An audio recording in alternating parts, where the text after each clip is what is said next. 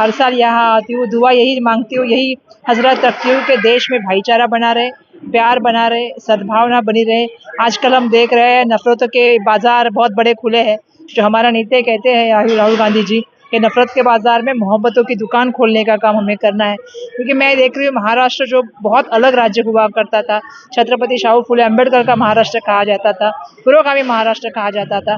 दुर्भाग्यवश महाराष्ट्र में भी सामाजिक सलोखा और एकता को जो है वो तोड़ने का काम कुछ शक्तियां कर रही है और जो मंत्रिमंडल में रह के कर रही है। मैं यहाँ से यही चाहूंगी, दुआ तो ये बहुत बड़ा पवित्र स्थान है, मंगल स्थान है, मैं यहाँ से यही दुआ मांगना चाहूंगी कि सबसे बड़ी बात, इस देश को बनाने के लिए बहुत सारे लोगों ने शहादत ली है।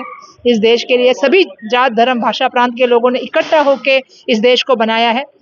गुलिस्तान में हर फूल जरूरी है, जात को कलर पे मत डालो, रंग विविध विविध रंगता में एकता बनने का काम जो है वो हमारा तिरंगा दिखाता है। तो कहीं ना कहीं इस देश से प्यार करिए, ध्वज से प्यार करिए और इस देश के रहने वाले रहवासियों से प्यार कीजिए, देशवासियों से प्यार कीजिए। यही मेरा आज यहाँ पे मांगना है।